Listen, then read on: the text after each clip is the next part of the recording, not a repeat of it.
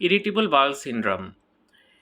এর নামটা একটু জটিল হলেও আসলে এই রোগে প্রচুর রোগী আ কষ্ট পাচ্ছেন এবং দেখা যাচ্ছে যে প্রায়ই বিভিন্ন ডাক্তারের কাছে যাচ্ছেন। কিন্তু সমাধান হচ্ছে না। এদের ক্ষেত্রে কখনো দেখা যায় যে পায়খানাটা খুব আ আ তরল হচ্ছে এবং কখনো দেখা যায় শক্ত হচ্ছে, এরকম দেখা যায়। এছাড়া পায়খানার সাথে আম যায় এবং পেট ব্যথা করে, এরকম সমস্যা থাকে অনেকের। সবার ক্ষেত্রে যে একই রকম সমস্যা হবে তা না। একেকজন কিন্তু একেক রকমভাবে প্রেজেন্ট করে।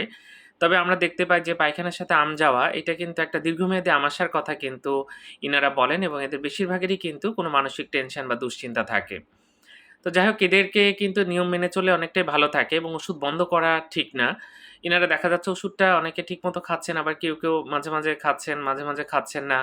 হয়তো লক্ষণ বেড়ে গেলে খাচ্ছেন, বিভিন্ন ডাক্তার দেখাচ্ছেন, বারবার টেস্ট করছেন। এটাই চলছে।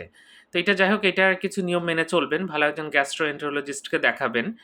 তিনি অবশ্যই সমাধান দিতে পারবেন এবং এটা খুবই কমন। কারো যদি এরকম পায়খানার সাথে দীর্ঘমেয়াদী যেতে থাকে, পেট ব্যথা করে, কিন্তু এখানে ওজন কমে না। এবং এখানে পায়খানার সাথে রক্ত যায় না। এই বিষয়টা একটু খেয়াল রাখতে হবে। যদি পায়খানার সাথে রক্ত যায় তখন কিন্তু অন্য কিছু আমরা চিন্তা করি। IBS-এ কিন্তু পায়খানার সাথে রক্ত যায় না। তবে এটা খুব কষ্টদায়ক অসুখ। যার আছে তা উনি কষ্ট পান। কিন্তু নিয়ম মেনে চললে রোগীরা অনেকটাই ভালো থাকে। ধন্যবাদ সবাইকে।